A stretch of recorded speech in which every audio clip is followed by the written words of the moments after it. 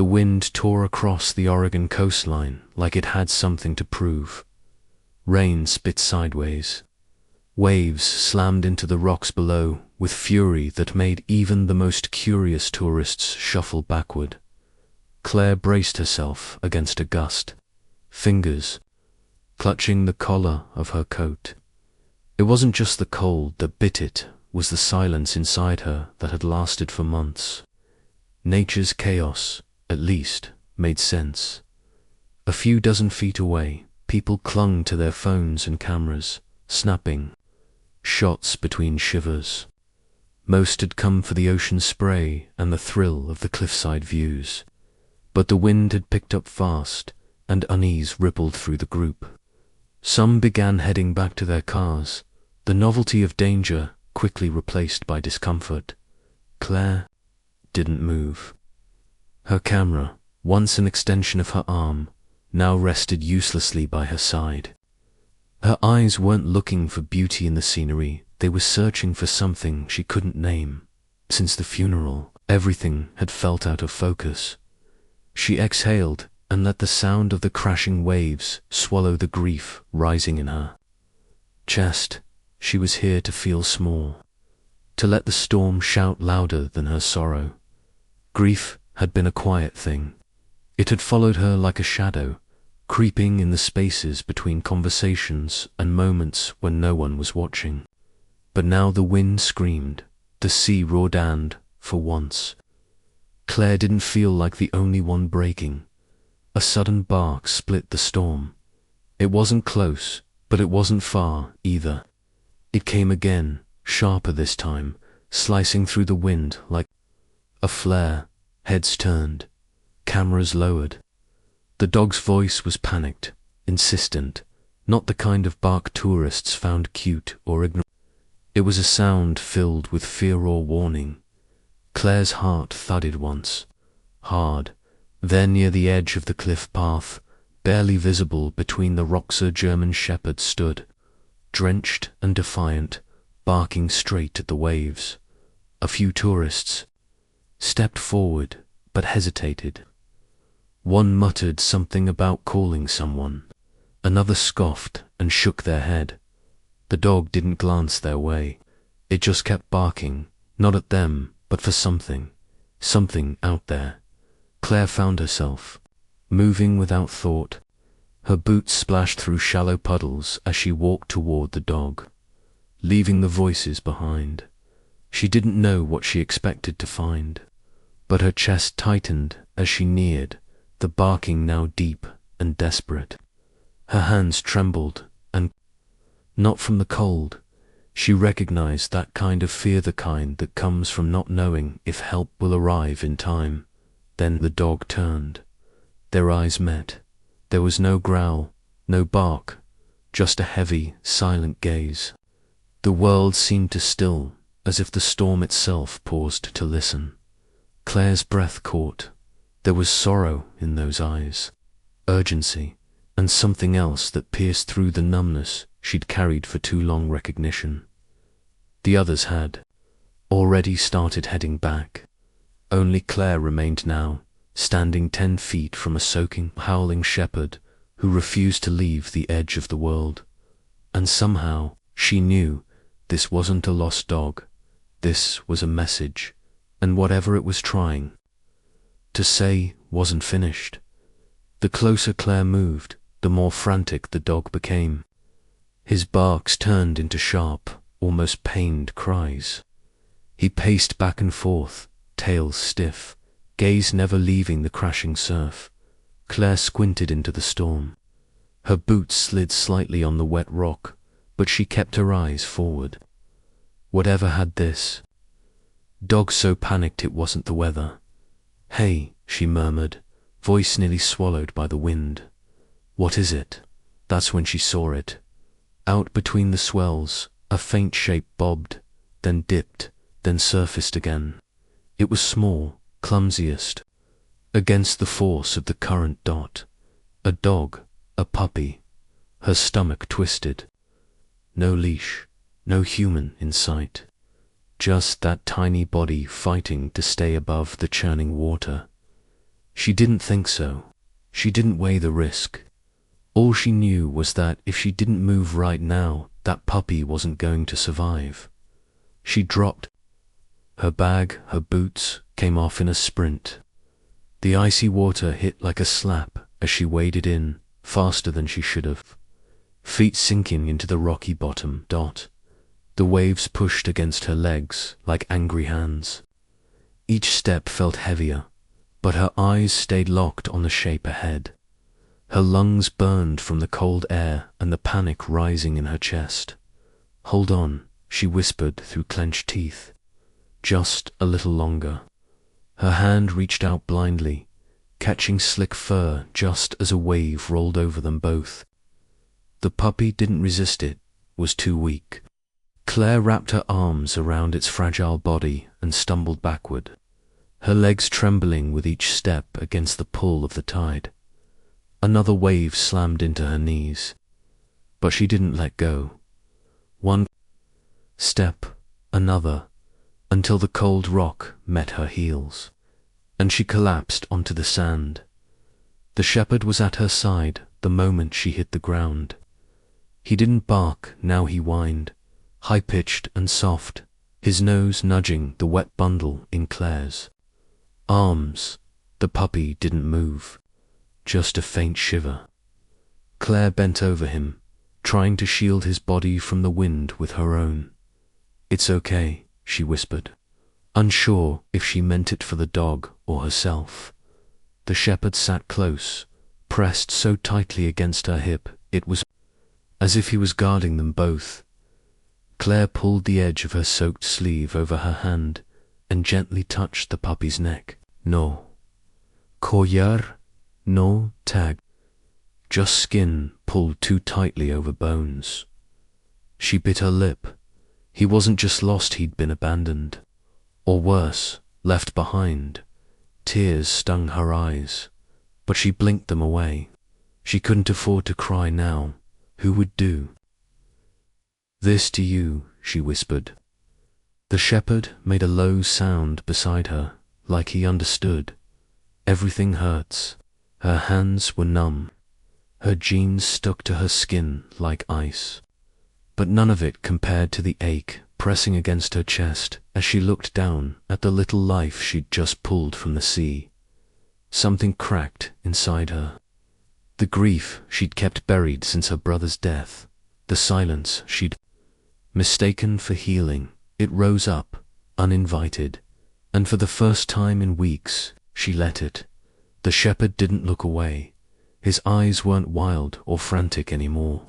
They were steady, clear, filled with something more than instinct, something human. He hadn't barked for help out of fear. He'd barked out of love. Claire reached out, resting her palm lightly on his chest. He didn't flinch. "You stayed," she said softly.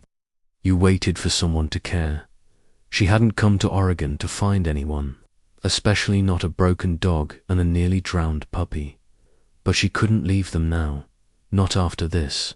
The shepherd leaned into her hand. The puppy shifted slightly, letting out the tiniest whimper. Claire took a shaky breath and held them both a little tighter. For the first time in months, she didn't feel completely alone. Claire sat on the edge of the worn couch in her Airbnb, a towel draped over her shoulders, her fingers trembling as she reached for the German shepherd. "You need a name," she whispered. The dog stood just far enough away to not touch, but close enough to watch.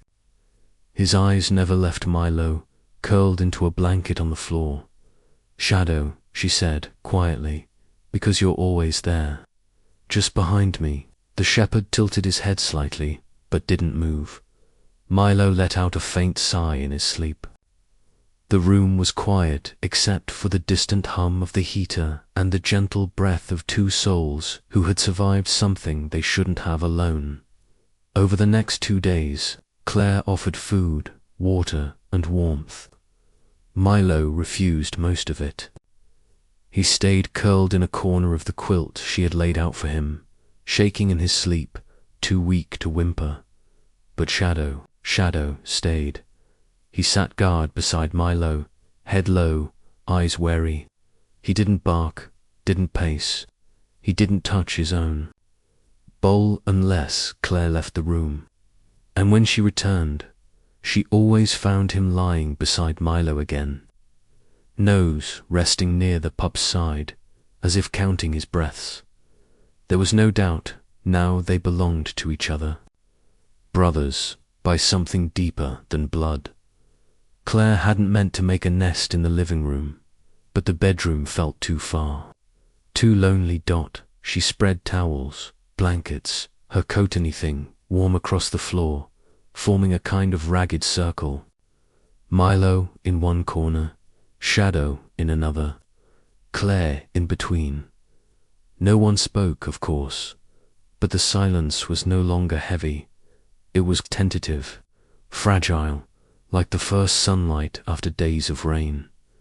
She read one evening, but her eyes rarely touched the page. She kept looking up, checking on them.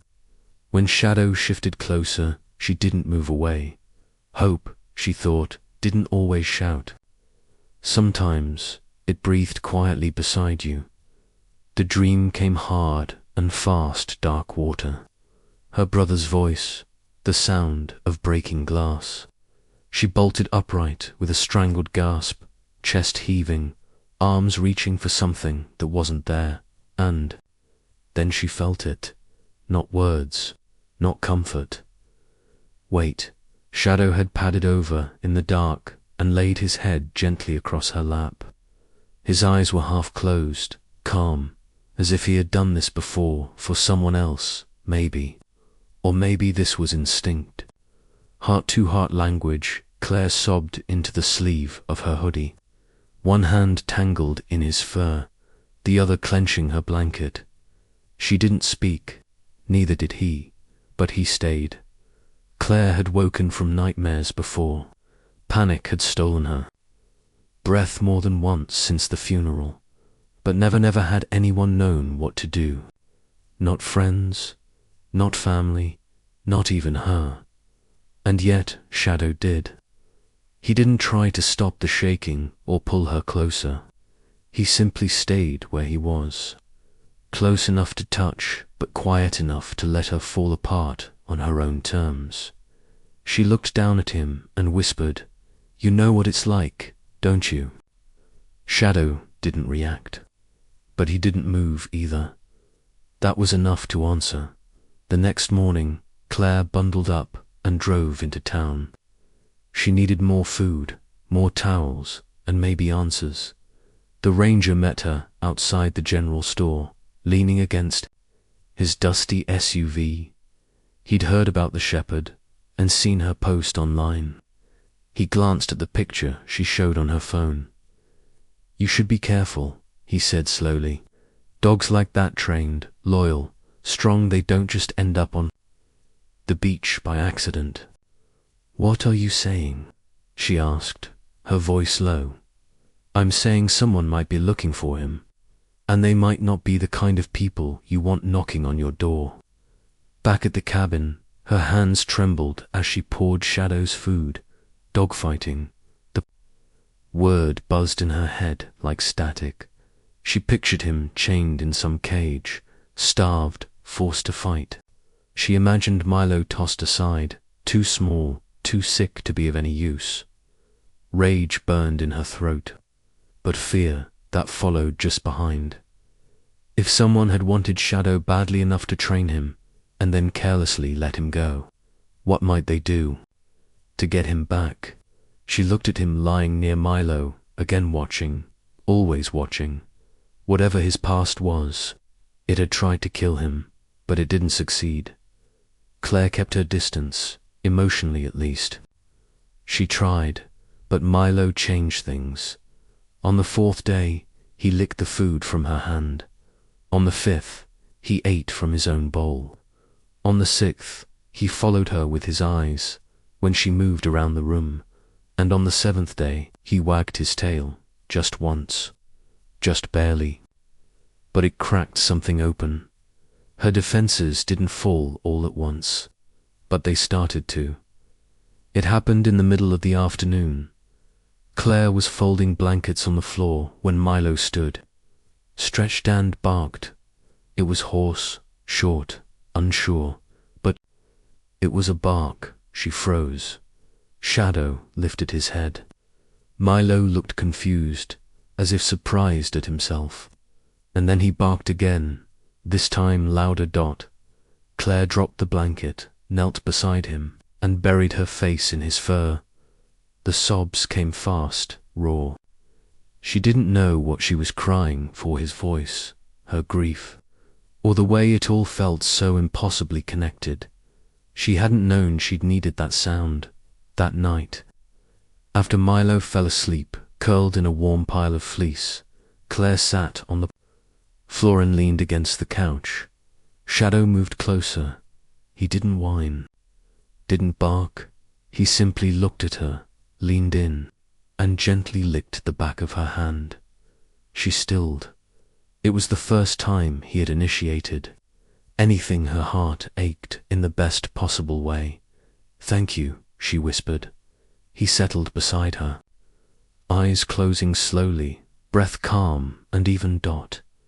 And for the first time since she arrived in Oregon, Claire wasn't just surviving, she was beginning to heal.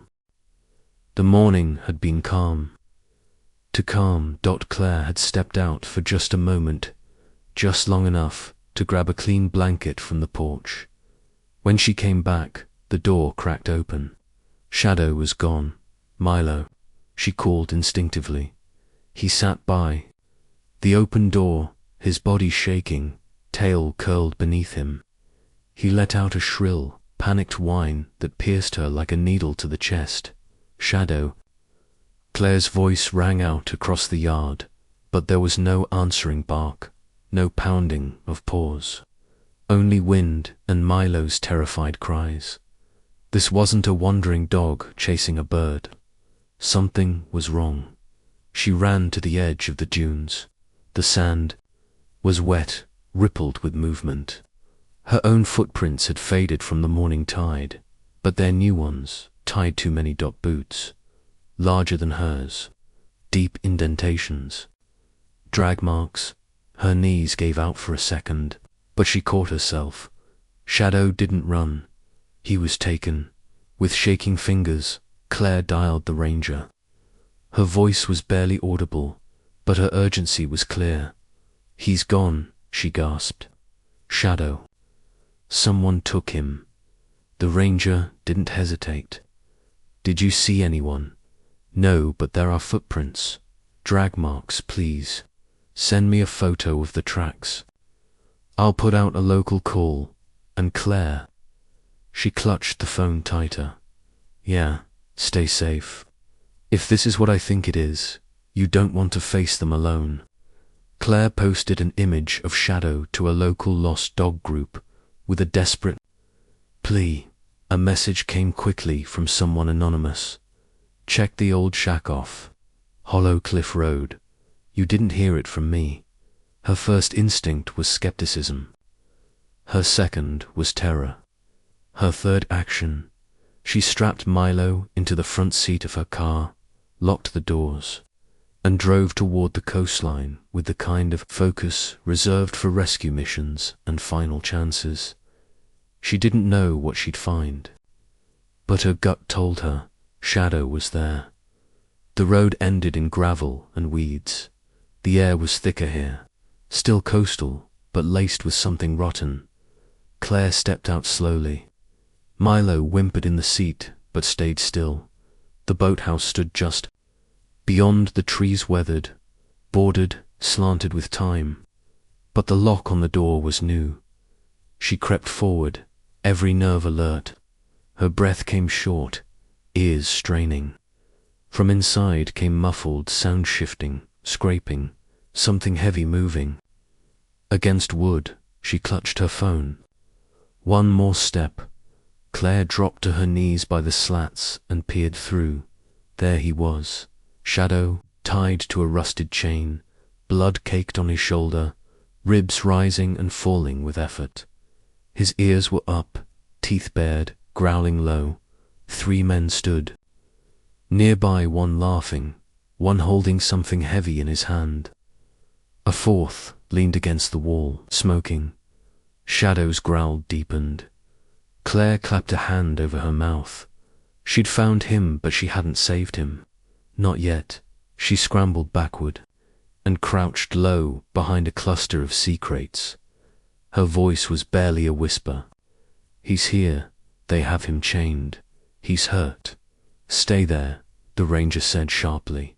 "We're 2 minutes out. Hurry," she begged. "They're going to do something. I can feel it." She ended the call and stuffed the phone in her pocket. Then she froze. Footsteps. The door creaked open. Claire didn't breathe. A tall man stepped out and looked directly at her. His brow furrowed, then his eyes widened. "Hey," he shouted. Claire stumbled back. Her heart pounded like thunder in her ears. She turned, ready to run, but something moved behind her faster. The man took a step toward Claire, but the growl that followed stopped him cold. From inside the shack, the chain clanged hard. Shadow had pulled free, bleeding, limping, but unstoppable. He charged through the cracked door, placing himself between the man and Claire, growling so deeply it rattled. In her bones, blood stained his fur, but his eyes were on fire. The man tried to rush forward. Claire stumbled back. Shadow didn't wait. He leaped, snarling, teeth bared. The man went down with a cry, arms up to protect his face. Claire screamed, not in fear, but in shock. It was instinct, loyalty, love wrapped in a body that had been broken. But not beaten. Shadow had chosen her. Tires screeched, then dash voices, double quotes, police. Step away. Flashlights cut through the trees. More shouts. Metal clanged. A gun clattered to the ground. Claire watched as officers tackled the others, wrestled them to the dirt. Shadow stepped back, panting, standing guard over her until the last man was in cuffs. The ranger rushed over, eyes wide. "You all right?" Claire nodded, tears streaking her cheeks. "Shadow, he saved me, and then he fell, right into her." Claire caught him as gently as she could, lowering herself to the ground, cradling his head in her lap. His breathing was ragged. His side heaved with each breath. "Stay with me," she whispered, brushing blood-stained fur from his face. "Please, just stay." Shadow looked up at her just once with eyes that had fought, protected, endured. Then he closed them, signing into her hands. Alive, but barely. Claire wrapped her arms around him as the chaos faded behind her, and for the first time, she truly understood what loyalty looked like. Claire hadn't meant to stay in the coastal town longer than a week, but weeks turned to months. There were court dates, police statements, photos to identify, painful truths to hear. Every time her resolve faltered, Shadow's eyes reminded her why she was still there. She stood in the courthouse with Milo curled at her feet and testified. Her voice shook, but her words didn't. They used him, hurt him, but he still chose to protect me. She looked across the room and saw one of the men in cuffs, then back down at Milo, safe and sleeping somehow. Justice was finally real. The story spread. A woman who'd rescued 2 dogs had uncovered a hidden dogfighting ring. The headlines read like a movie plot, but the scars on Shadow's body were very real. The boathouse was emptied, condemned, and every animal found inside was taken to safety. Volunteers, rescues, and local families came together. Some cried when they saw the animals for the first time, so thin, so broken, yet still hopeful. Claire visited the shelter weekly. She watched as the dogs began to wag their tails again, Relearning how to be loved, every leash clipped to a collar, was a link broken from the past. Claire never got tired of watching him. Milo chased butterflies in the backyard now. His legs had filled out, muscles growing where only bones once showed. He barked at the ocean like it was an old friend. Sometimes he barked just to hear himself. Each sound felt like a victory. There were nights he still whimpered in his sleep, but they were fewer now.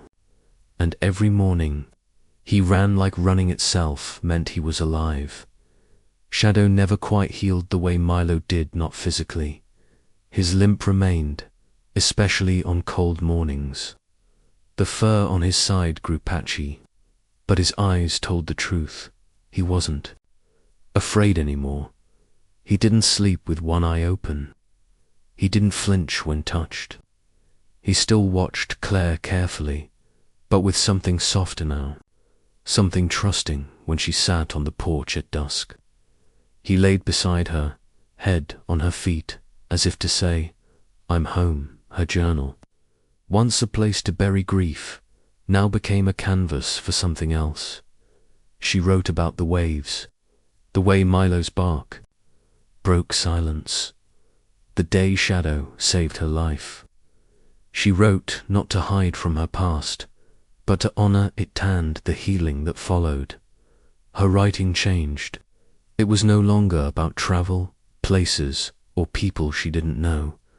It was about them, the pain, the rescue, the way a bark from the edge of the ocean called her back to life.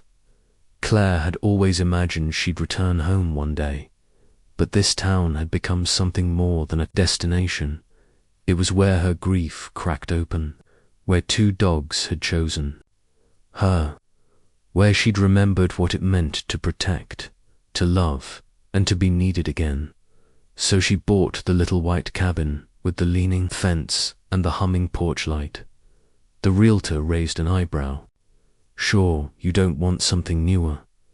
Claire just smiled. "This one has history." At the diner, someone would always bring it up. "That stormy morning, remember?" an old man would say, "when that shepherd barked like the whole ocean was on fire." They all knew the story now. How Claire had followed the dog, how it led to uncovering something far darker, how it saved lives. Tourists passing through sometimes asked why the trail to the cliffs was renamed Shadow's Point. The locals would smile and just say, "He earned it." One evening, the sky turned orange, softening into lavender as the sun dipped behind the waves. Claire sat on the porch with a blanket wrapped around her shoulders. Milo snored in a heap by the door, his paws twitching with dreams. Shadow lay beside her, head resting lightly against her calf. She ran her fingers through his fur, slow and thoughtful. "You knew," she said softly, "from the first moment. You knew I needed saving just as much as you did." Shadow didn't move, but his breathing slowed, deep and safe. Claire looked out at the water, tears stinging the corners of her eyes. "I didn't just find you," she whispered. "You found me." Claire had believed she was the rescuer. She had been the one who ran into the water, the one who cradled Milo, who refused to walk away from a dog no one else would claim. She had spoken in court, taken them in, stayed when she could have left. But late at night, when the wind brushed through the trees and the sea whispered jest outside her window, she knew the truth. It was Shadow and Milo who had saved her. They had pulled her from a grief she didn't even realize she was drowning in, not with words, but with their presence, with loyalty, with the way they made space for her in their quiet, watchful world. She had offered them safety. They gave her purpose. Claire used to think love came with certainty, with smiles and promises, predictable and clean. But love, she learned, could also lump beside you on a cold morning. It could bark at the ocean because it sensed something you didn't. It could sit silently at your side when you couldn't breathe, not asking questions, just being there. She hadn't expected love to come with muddy paw prints, shredded slippers, or a tail thumping against her leg in the middle of a breakdown. But it had, and it had healed her more gently than any word ever could. Shadow never needed to speak for Claire to understand him. His silence didn't feel empty. It felt knowing, familiar. It matched the quiet ache she carried after losing her brother. Milo, small and once fragile, had taught her how to believe in recovery. His first bark, his first run, the way he would nose her hand for attention, even when she felt like a ghost. Together, their broken pieces had fit not perfectly, but just enough to feel whole again. Grief would never truly leave her. She knew that now, but it no longer hollowed her out. Instead, it marked where she had been and how far she had come. The pain had led her to a cliff, to a storm, to a dog no one expected to matter, and that dog had led her home.